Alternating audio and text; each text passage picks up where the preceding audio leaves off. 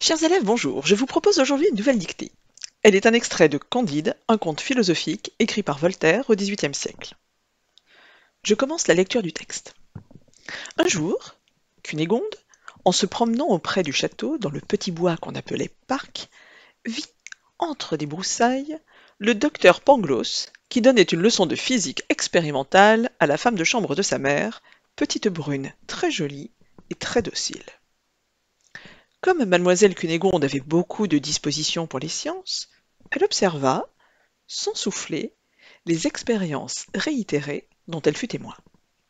Elle vit clairement la raison suffisante du docteur, les effets et les causes, et s'en retourna tout agitée, toute pensive, toute remplie du désir d'être savante, songeant qu'elle pourrait bien être la raison suffisante du jeune Candide, qui pouvait aussi être la sienne.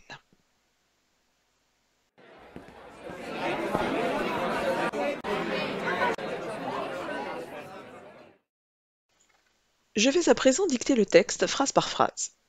Je répéterai 2 fois chaque portion. N'hésitez pas à appuyer régulièrement sur pause pour vous donner le temps d'écrire le texte. Je m'interromprai à la fin de chaque phrase pour commenter les principales difficultés rencontrées. Je commence la dictée. Un jour, virgule, un jour, virgule, Cunégonde. Alors Cunégonde est un nom propre, c'est le nom féminin du personnage d'un des personnages de ce conte philosophique. Il s'écrit C majuscule, U, N, E, G, O, N, D, E. Je répète, un jour, virgule, Cunégonde, virgule, en se promenant auprès du château, virgule, en se promenant auprès du château, virgule, en se promenant auprès du château, virgule, dans le petit bois qu'on appelait parc, virgule,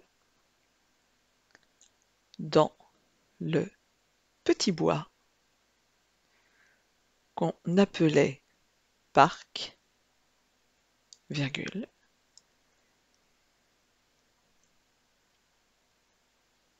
vit entre des broussailles, vit entre des broussailles,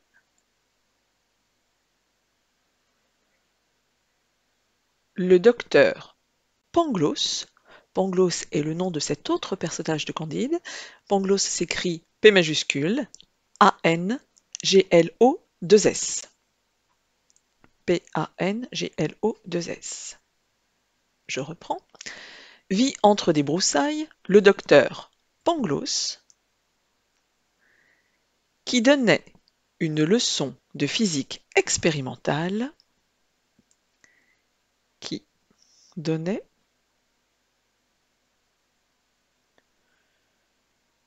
une leçon de physique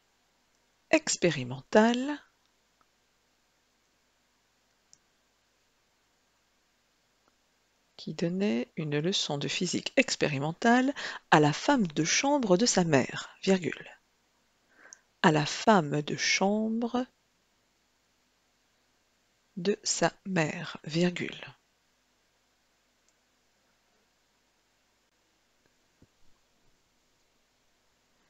Petite brune très jolie et très docile, point. Petite brune très jolie et très docile, point. Je corrige cette première phrase. Un jour ne pose pas de difficulté, attention simplement au singulier jour s'écrit sans S. Cunégonde, je vous ai épelé ce nom propre, il faut bien penser à la majuscule. En se promenant, le verbe se promener est un verbe pronominal. Le pronom se, qui est un pronom réfléchi, s'écrit donc SE. Le verbe se promener ici est au gérondif, puisqu'il se construit avec la préposition en, puis le participe présent du verbe promener radical auquel on rajoute la terminaison ANT. Auprès s'écrit en un seul mot, on pense à l'accent grave sur le « de auprès ». Quant à château, il ne faut pas oublier l'accent circonflexe sur le A de château. Dans le petit bois ne présente aucune difficulté. Qu'on appelait parc. Attention simplement à l'orthographe de ce verbe appeler. Il prend 2 P. En revanche, on l'écrit ici avec un seul L. Pour vous en souvenir, appuyez-vous sur la prononciation du E. On prononce bien appeler et non appel. Le fait de prononcer ce E, justement, prouve qu'il n'y a qu'un seul L. Le verbe est conjugué à l'imparfait, son sujet est on, pronom personnel de troisième personne du singulier, la terminaison est donc AIT. Quant à parc, il s'écrit avec un C et non avec un K. Le K relève d'une écriture anglaise. Vit entre des broussailles. Vit, il s'agit ici du verbe voir, conjugué au passé simple à la troisième personne du singulier, puisque le sujet de vit est Cunégonde. C'est qui vit entre des broussailles, le docteur Pangloss? C'est bien Cunégonde. Donc vit, VIT. Entre des broussailles, broussailles s'écrit comme ça se prononce, attention néanmoins, le nom est au pluriel, il faut donc l'écrire à I2LES. Le docteur Pangloss, docteur s'écrit en toutes lettres. Quant à Pangloss, il s'agit d'un nom propre, on n'oublie pas la majuscule, et je vous l'avais épelé. Qui donnait une leçon? Donnait est un verbe conjugué à l'imparfait, son sujet, alors grammatical est le pronom relatif qui, mais pour le sens, son sujet est bien Pangloss. C'est la raison pour laquelle il faut l'accorder à la troisième personne du singulier, donnait, AIT. Une leçon, il ne faut pas oublier le C cédille de leçon afin que le C se prononce bien ce. De physique expérimentale, vous savez écrire physique, attention, PHY, c'est un mot d'origine grecque, justement. Quant à expérimental, il s'agit d'un adjectif qui, ici, est un adjectif épithète, qui apporte une information sur physique. Il doit donc s'accorder avec le nom physique. Physique est un nom féminin singulier. Expérimental s'écrit au féminin singulier, c'est la raison pour laquelle il faut rajouter un E à cet adjectif. À la femme de chambre de sa mère, A est une préposition, il s'écrit donc avec un accent grave. Femme de chambre de sa mère ne présente aucune difficulté. Petite brune, très jolie. Ici, nous avons des informations qui nous sont données sur cette fameuse femme de chambre. Il y aura une succession d'adjectifs. Nous savons qu'il s'agit d'une petite brune. Petite est au féminin. Brune l'est également. Nous savons qu'elle est jolie. Attention, cet adjectif au féminin s'écrit avec un E. Nous apprenons par ailleurs qu'elle est très docile. Ce est la conjonction de coordination qui permet d'ajouter une idée, suivie de l'adverbe très et de l'adjectif docile qui s'écrit D-O-C-I-L-E. Je dicte la suite. Comme mademoiselle Cunégonde avait beaucoup, comme mademoiselle Cunégonde avait beaucoup de dispositions pour les sciences. Avait beaucoup de dispositions pour les sciences, virgule. Comme mademoiselle Cunégonde avait beaucoup de dispositions pour les sciences, virgule.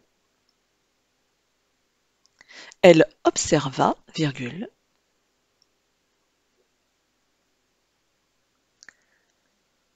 Elle observa, virgule. Sans souffler, virgule. Sans souffler, virgule.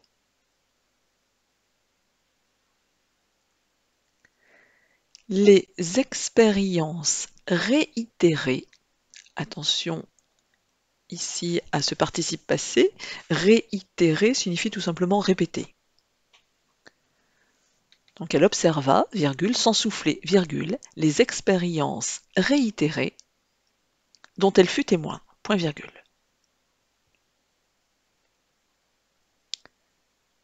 Les expériences réitérées dont elle fut témoin, point virgule. Elle vit clairement. Elle vit clairement. La raison suffisante du docteur. Elle vit clairement la raison suffisante du docteur. Raison suffisante étant une expression utilisée par le philosophe Leibniz. Leibniz étant un philosophe dont Voltaire se moque tout au long de Candide.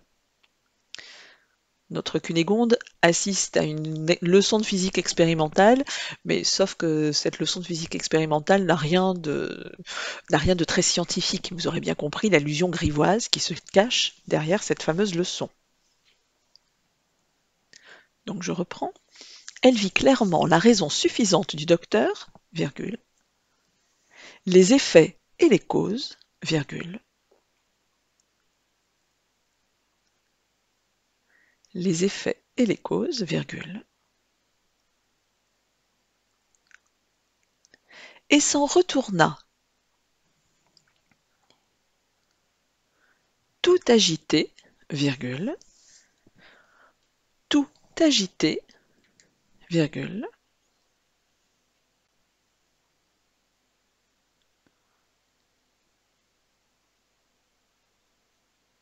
tout agité, virgule, toute pensive, virgule, toute pensive, virgule,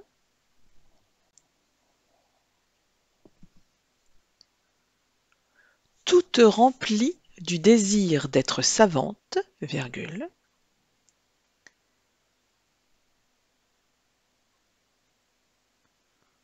toute remplie du désir d'être savante, virgule.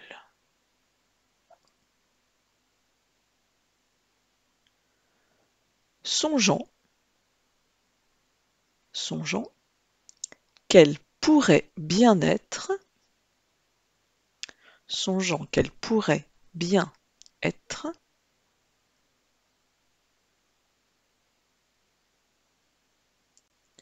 la raison suffisante du jeune Candide, virgule, la raison suffisante du jeune Candide, virgule,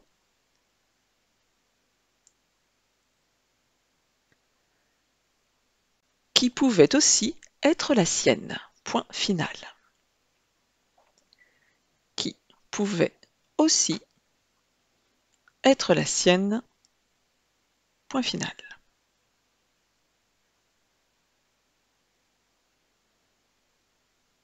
Nous allons pouvoir procéder à la correction de cette très longue phrase.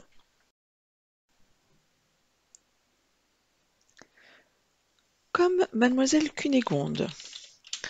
Mademoiselle, vous pouvez l'écrire ici en abrégé. Attention, l'abréviation de Mademoiselle s'écrit M majuscule 2LE, tout simplement. Avait beaucoup de dispositions. Ici, le verbe avoir est conjugué à l'imparfait, son sujet est Mademoiselle Cunégonde, la terminaison est donc a été. Elle avait beaucoup de dispositions. On a des dispositions pour quelque chose.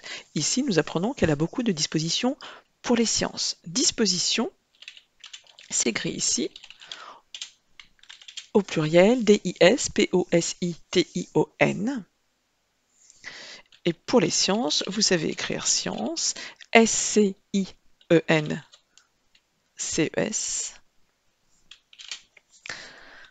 Elle observa. Mon verbe observer est ici conjugué au passé simple à la troisième personne du singulier, puisque le sujet est elle. La terminaison est donc a. Sans souffler. Sans S-A-N-S est une préposition. Il est suivi d'un verbe du premier groupe, dont la terminaison est et. Je dois me demander s'il s'agit d'un participe passé ou d'un infinitif. Je sais qu'après une préposition, le verbe est toujours à l'infinitif. Si je veux vérifier, je mets un verbe du troisième groupe, sans rire, sans mordre, sans dire, sans faire. Je vois bien qu'après la préposition sans, mon verbe doit être obligatoirement à l'infinitif. Attention à ce verbe souffler, il prend 2 F. Les expériences, le mot expérience est au pluriel, c'est la raison pour laquelle il faut l'écrire avec un S, nous savons que ces expériences sont réitérées. Le participe passé ici est employé comme adjectif, il occupe la fonction d'épithète liée au nom expérience, il doit donc s'accorder avec expérience. Je dois écrire réitérer au féminin pluriel. Réitérer s'écrit comme il se prononce, c'est-à-dire R-E-I-T-E-R-E-E-S.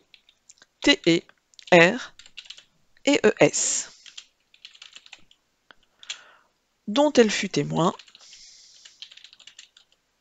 ne pose pas de problème. Fut est le verbe être, conjugué au passé simple, il s'accorde à la troisième personne du singulier avec le sujet elle. C'est la raison pour laquelle il faut l'écrire F-U-T. Point virgule. Elle vit clairement la raison suffisante du docteur. Pas de difficulté, clairement est un adverbe en ment. Je pose l'adjectif clair, c'est L-A-I-R-E, auquel je rajoute tout simplement le suffixe qui me permet de construire un adverbe, M-E-N-T. La raison suffisante, attention simplement à l'orthographe de suffisante, il s'écrit avec deux F. Et il faut veiller à accorder l'adjectif avec le nom raison, donc il faut ajouter un E à suffisante. Les effets et les causes. Effet s'écrit E2FET, ici il est au pluriel, il faut rajouter un S. Le et correspond à la conjonction de coordination ET qui me permet d'ajouter une information. Et les causes, C-A-U-S-E-S, puisque nous sommes en pluriel. Et s'en retourna tout agité. Il s'agit là encore de la conjonction de coordination, ET. S'en retourna, s'en retourner est un verbe pronominal. Le pronom S s'écrit S apostrophe. Et auquel je rajoute le verbe retourner conjugué au passé simple à la troisième personne du singulier. Nous abordons maintenant une difficulté. Cette difficulté concerne l'adverbe tout. En effet, nous avons déjà vu tout au long de nos textes que tout pouvait être un déterminant indéfini, comme dans tous les jours. Il peut être également un pronom. Tous sont présents, par exemple. Mais tout peut également être un adverbe. Il est adverbe quand il a le sens de totalement, entièrement. Le tout adverbe pose quelques difficultés. Nous savons qu'un adverbe est invariable, que tout adverbe est invariable. Eh bien, sauf tout. Tout peut présenter justement une difficulté, parce que tout, lorsqu'il est suivi d'un adjectif féminin commençant par une consonne, doit s'accorder. Nous allons rencontrer le problème ici. Quand il s'accorde, tout se prononce toute. Il ne pose donc pas de difficulté parce que nous l'entendons. Le problème que nous allons rencontrer est lorsque tout est suivi d'un adjectif féminin commençant par une voyelle, parce que dans la mesure où nous faisons la liaison, nous ne savons pas si tout s'écrit avec un E ou sans E. Or, ici, tout étant l'équivalent de entièrement, totalement, tout ne s'accorde pas. Il s'écrira tout simplement T-O-U-T. C'est le cas ici. Nous apprenons que notre cunégonde est tout agitée. Elle est totalement agitée, entièrement agitée. Il s'agit bien de l'adverbe. Tout s'écrit T-O-U-T. Il ne s'accorde pas. D'autant que agité, qui est un participe passé employé comme adjectif, ici, commence bien par une voyelle.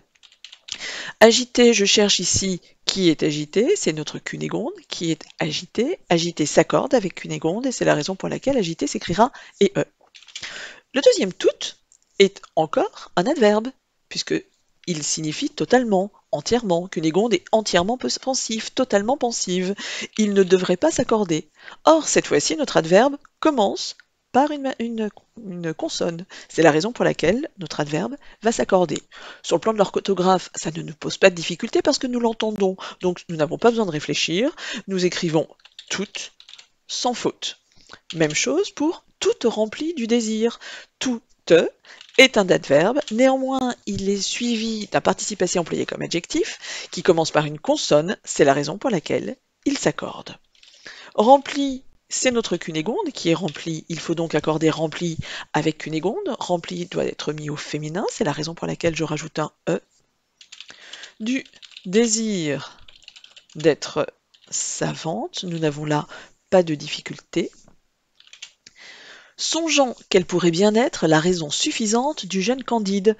Notre verbe songer est ici employé au participe présent. Sa terminaison sera ANT. Il ne faut pas oublier le E pour faire en sorte que le G se prononce bien je et non ge. Donc songeant s'écrit G-E-A-N-T. Songeant qu'elle pourrait bien être. Le verbe pouvoir ici est conjugué au conditionnel présent. Au conditionnel présent, le verbe se construit avec le radical du futur, P-O-U-2-R, auquel doit s'ajouter la terminaison de l'imparfait, ici AIT, puisqu'il faut accorder le verbe pouvoir avec son sujet elle. Bien être la raison suffisante. Nous avons déjà rencontré cette expression. Du jeune Candide, c'est la première fois dans ce texte que Candide est cité. Candide est un nom propre, il faut donc l'écrire avec une majuscule et l'écrire A-N-D-I-D-E. Qui pouvait, il s'agit du verbe pouvoir, cette fois-ci il est conjugué à l'imparfait. Il s'accorde avec son sujet. Alors son sujet grammatical est qui, mais pour le sens, nous comprenons bien que le sujet est Candide, enfin que l'accord doit se faire avec Candide, c'est la raison pour laquelle pouvait a pour terminaison AIT. Aussi être la sienne ne présente aucune difficulté. Nous en avons terminé avec cette dictée, je vous donne donc rendez-vous pour une prochaine fois.